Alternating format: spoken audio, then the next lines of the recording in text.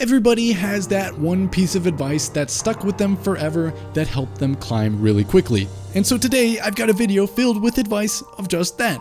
Here are a bunch of small little snippets of advice that can make you instantly better at Overwatch. My name is Nate and welcome to Blizzard Guides.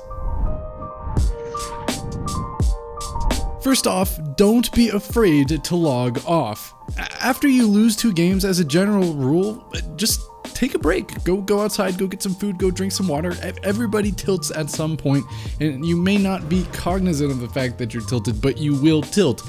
Everybody has bad days, so just take a break for a little bit and you'll come back and be a better player. I can guarantee it. Next up, use natural cover.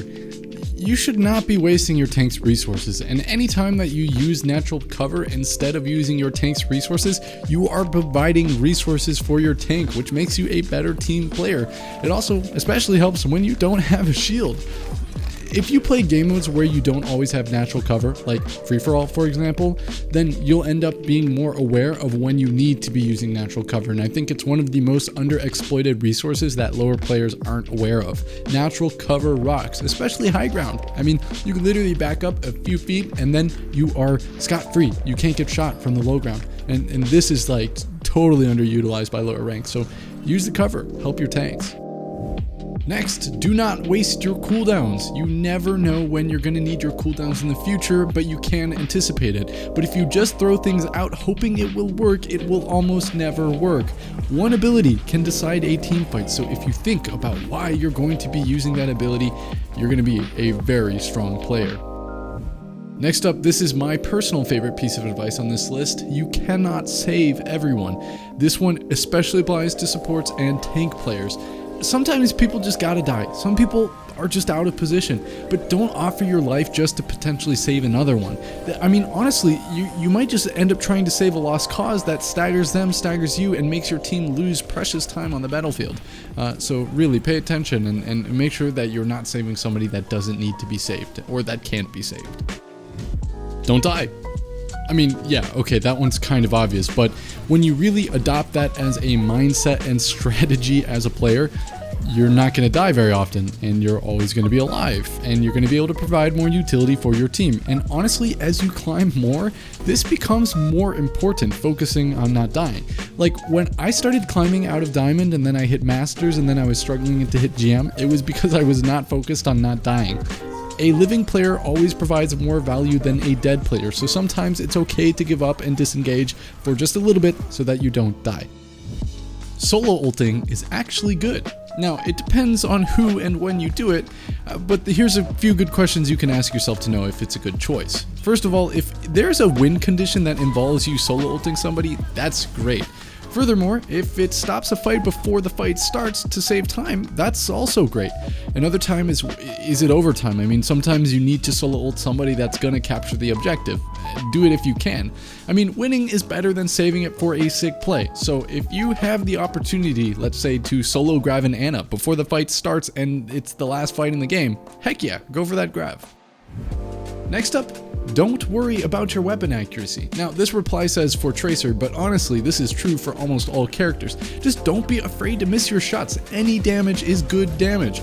And sometimes it can be good to be patient with heroes with small magazines or long time between shots, but generally speaking, accuracy doesn't indicate how well you're playing. So if you're playing Genji and you have a 60% weapon accuracy, I'm sorry, but you're doing something wrong. You should be primary firing corners and just trying to go for those poke shots that maybe does damage, helps you get your ult, maybe gets kills. Who knows? This one is an incredible piece of advice if you want to improve at anything in general, but specifically in Overwatch 2. Just don't blame other people and focus on how you could have done better. There is always something to improve on. It doesn't matter how good of a player you are. You are the only constant factor between all of your games. So drop your ego and learn from your mistakes. Now, obviously, not all games are winnable. You will have those games where people are literally AFKing and spawn or leaving matches, but on average, I promise you, you have more games that were decided by your choices than games that were decided by your teammates' choices. Don't worry so much about your SR and try and enjoy the game. I mean, at the end of the day, this is just a game and you're not going to be a professional player. So just try and have a little bit of fun with the game. Now, I'm not saying that you can't have a competitive mindset in a competitive game, but when you're playing, if you're not having fun, then you're probably not also going to be improving. I mean, it is well known that people who have fun doing something tend to improve faster than people who do not have fun doing something. So if you don't try and appreciate the game while you're playing, you're also not going to get better at the game. So, try and enjoy it a little bit. Next up, don't stagger yourself. If your team dies, die with them. Don't try and win a lost fight. Give up when you need to. I mean, obviously there are some fights where you can clutch it up, but don't try and get out if you're not sure if you're going to be able to. I mean, if you die late, it will take longer to regroup and your team will have less time to capture objectives. And that adds up over time. Eventually, if you try and stagger yourself every single fight, you will miss out as a team on like 2 or 3 team fights, and that's a big deal. Flaming teammates goes nowhere, and it guarantees you lose the match. This one is not always true. I mean, some people deserve the smoke, but really, I mean, it just creates a negative atmosphere and mindset for everybody. Teammates end up focusing on the politics a lot more than actually playing the game. So instead of flaming people, you should ask open questions for change, not directed against someone. Or at least if you need to point out something specific about a specific player, don't start it out by saying, "Mercy, you suck." Start power boosting the DPS. Just say, "Hey, Ashe is having trouble confirming kills. Can you get her some power boost a little bit?" And if they have a problem with that, then they have a problem with that. Drop it and don't bring it up again. Now, this is a really good piece of advice. Healing does not matter, and I would extend that to say medals don't matter. It's how you use your abilities, not how much statistics you can farm. Different heroes provide different utilities. Everybody can do damage in the game, but there are tons of ways anyone can be useful. I mean, we all know that I have 4 gold, I'm playing more, you guys suck. Don't be that Moira. Don't focus on your medals, focus on your utility. This one is really good, especially if you're prone to getting involved in the team politics. Just turn off voice and text chat sometimes. I mean, if you experience negativity in your team or you're the one spreading it, I mean, that affects your gameplay a lot. Sometimes you just have to leave the voice chat and just drop it. But if your team is going to get upset about that and you're worried about how it looks, just go to your settings and turn down the voice chat volume. And then it looks like you're still there, but you've actually just left. This one is also a really good piece of advice. Learn from professional players. Watch top 500 gameplay of people playing your main. There is a reason why they're professionals. And I mean, even if you can't match them mechanically, you can always match them in terms of positioning and, more importantly, decision making. Now, they might not have the exact experience that you have in ranked, but you can still implement skills from how they're playing, and you can still implement decisions from how they're playing. You can still implement a bunch of things from how they're playing. So if you just watch them play and take notes, in your head, you're going to get better really quickly. So this one is a really, really cool piece of advice that I haven't heard, but I really like this one. When you're trying to get better, you're playing to learn, not to win. So, just ask yourself this question. Do you actually want to get better at the game, or do you just want to win the games? And if you do want to get better, it shouldn't matter if you want to win. Now, every game is a learning experience, and I would argue that losses are more valuable than wins when you're trying to improve. You can't really learn much from a steamroll, but you can learn a lot from mistakes that your teammates make or that you make when you lose. Getting better leads to more winning, but you have to be willing to accept the fact that you're going to lose while you do chase those wins. Everybody should protect everybody. Now, the advice says protect your healers and stay as a team, but I would just say everybody should really just be paying attention to everybody and protecting themselves. It's not just healers that should keep the team alive.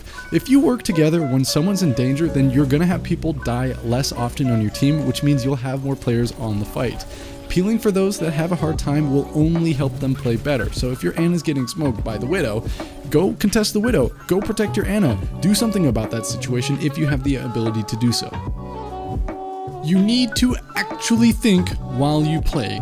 Don't play on autopilot.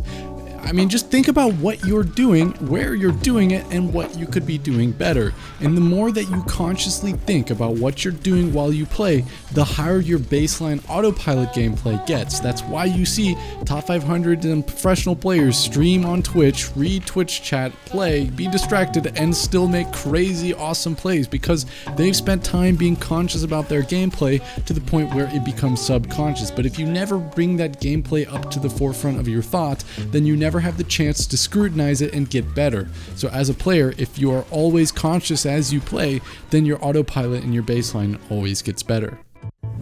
Understand your enemy and be a flexible player. Learn multiple heroes. Flex outside of your role.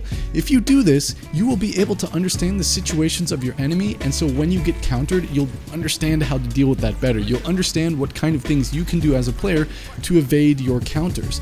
Furthermore, I mean, you're able to help your teammates. If you are a DPS player and you don't understand what it's like playing support, then you'll never be able to help your support, and you'll never be a valuable team member in all of your games. But the moment that you pick up support as a DPS player, you'll understand the plight that it is to be support, and you'll also understand what trips up support players better, and you can implement that in your DPS gameplay. And this applies to all roles. I was just using that as an example. Positioning is incredibly important, but I like the second half of this tweet even more: awareness of where other heroes and where they are on the map. If you are always asking yourself where your teammates are and always asking yourself where the enemies are, you'll be a really good player. I mean, it's really a lot of Overwatch gameplay comes down to awareness, and if someone needs help or you need to seek help, you'll know where your teammate is to be able to do that. But if you're not paying attention to that, then you'll never have that as a resource. And I can guarantee you, professional players are always aware of where their team is because you can literally see them through walls. But some players don't use this as an opportunity, and I think that's why some players suffer. Wait for your teammates. Don't go in disadvantaged. I mean, yeah, this one seems pretty straightforward, but then I see people in OT go feed one by one by one by one. If you've got 3 players and you're defending and the enemy team is in overtime trying to capture the objective, wait for the other 3 teammates that are regrouping and spawn, and then go in as 3, and you'll have a lot higher chance of retaking your objective instead of going 1, getting picked, going 1, getting picked, and then going the 3rd person and getting picked.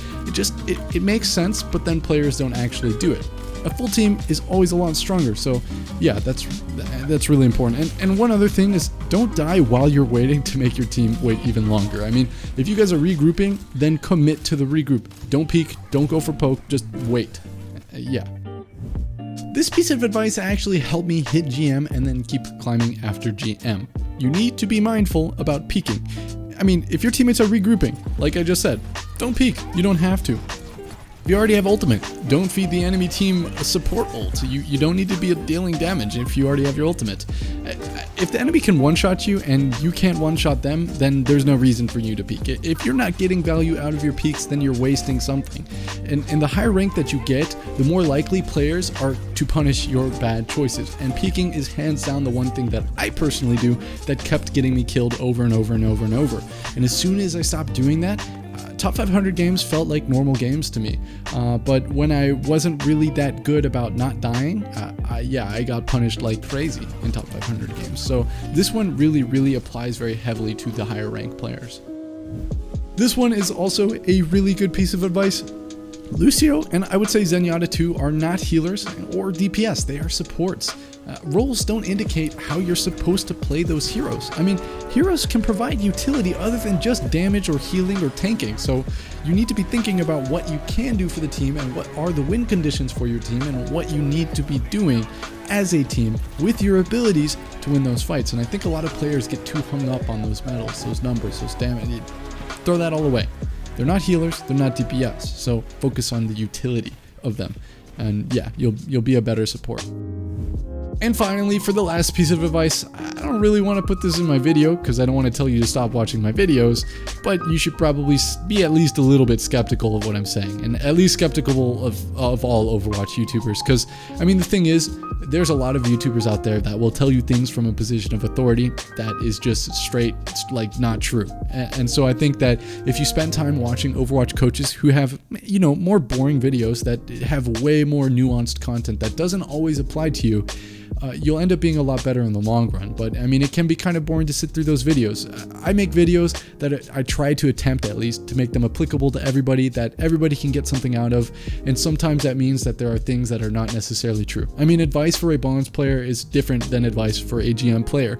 And I think that that's why there is misinformation. But I will say that there are some Overwatch YouTubers out there who put guides out saying that they're top 500, saying that they're GM, that I know for a fact are diamond, or even just low masters players, which, I mean, hey, you know, that's up to them. I'm not going to call them out. I'm not going to say anything bad because I get it. But you know, I waited until I was GM before I started putting videos out, and I make sure that I fact check it, and I make sure that I go to other guides and other professionals and see what they have to say. And I try my best to keep the misinformation there. But I mean, I'm giving advice that is trying to apply to all ranks. So obviously there will be things that don't work. So that's why I recommend, when you really are very serious about climbing and very serious about hitting professional play, go watch coaches. I mean, that's what I did before I started making YouTube videos. And hey, I hit GM. I peaked 4,300 like a bunch of times, and I hit GM like every season. So I feel like I'm a pretty good player at climbing, but definitely not at the professional level. And so that's why I think that you need to keep a skeptical mind when you're watching YouTube videos. I mean, in general, that's true for everything, I guess. But anyway, that's all I have for today. I hope you guys enjoyed this video. I'll leave all my social media up on the screen, and you know, there's obviously credit where credit is due on the tweets, so you can check those people out. But I mean, you know, they're just random people giving advice. But yeah, I hope you guys enjoyed this video. Have a nice day. My name is Nate, and this was Blizzard Guides.